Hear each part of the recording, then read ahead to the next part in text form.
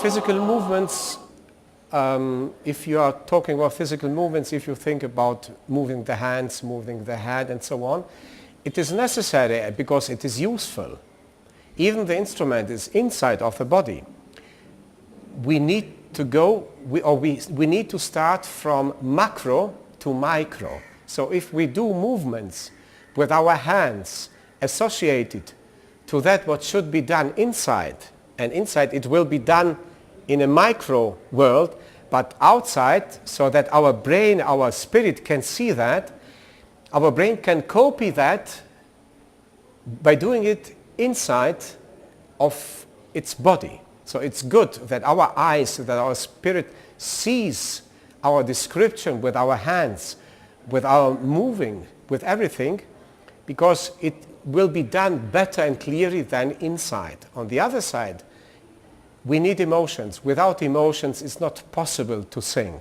We need emotions to express something, and we need emotions to get a control of the voice. If we want to sing something in a certain way, in a certain quality, it's the easiest way and the most natural way is to use emotions to control the vocal instrument.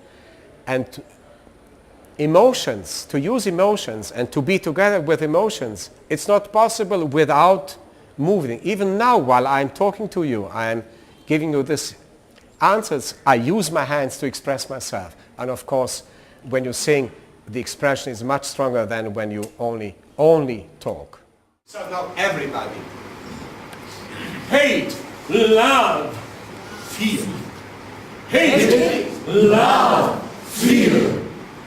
Hate, love, fear. Don't do love. We don't need that. We need the program, the content, the idea you put into the sound, all right? So, but it was much better than before. And hate, love, fear. And now stretch this love a little bit more. And add a little bit of what? Love. Love. Can we? And, but it was very good. Hate, love, fear. And now go back. Hate. Hate is as if I'm frightening us. I want to impress. Hate is sending out. Love is spreading out, isn't it so? And fear is going back into and hate, love, fear. Hate, love, fear.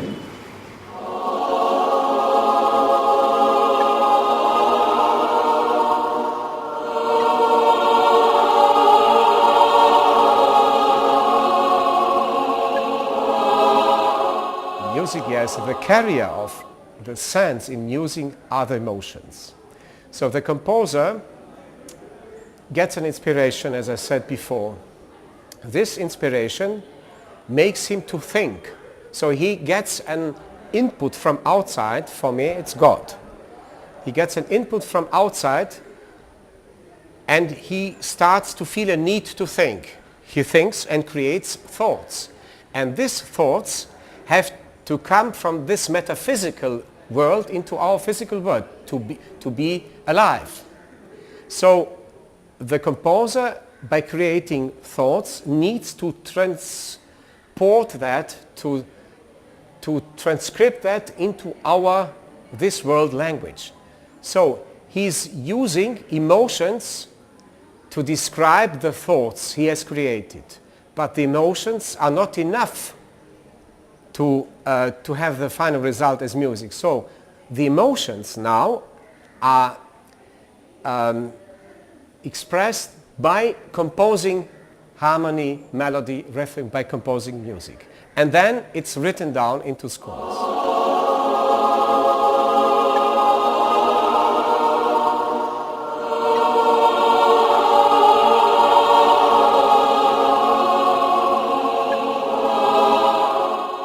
Voices are the principle. The instrument is, of course, the same wherever you go, because every human being has the same body, the same principle. But you have traditions, you have languages which are completely different in one country related to another country. you have languages, European cultures and languages are different than, for example, tone languages. Tone languages as it is the Chinese language, where you have similar sounds but used in different pitches. So same vowel, same word can have a completely different meaning by pronouncing it in a higher or in a lower pitch. So, and there are a lot of interesting things about voice and languages. But when you compare these voices to singing, then there are no complications. Only maybe with producing sometimes some vowels, some consonants like r. Yes, in Chinese language you don't have the sound of r. They would say not Branko Stark, they would say Blanco. Yes, so in Chinese language it's not Croatia, it's Croatia. So I would be Blanco. Yes, but of course when you sing choral music you can't sing only Chinese language, they are singing also other languages, and then they easily can switch to the pronunciation of other languages. But for the Europeans it would be much more difficult to pronounce maybe even some of your languages or some Arabic language, which are done with very throaty voices and so on.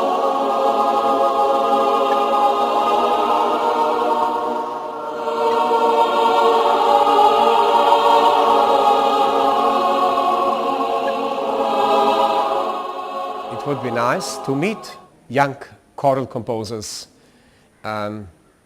you do have in India.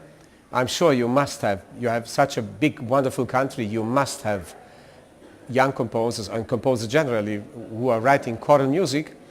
And it would be very, very good to meet them, to see how is their music, where they are, because writing choral music means you are using European Western tradition. It's not, otherwise it's not possible. Whatever, even if you write music which is inspired by your traditional music, it is founded and you have to use the musical language, of course, which is European, where I was born.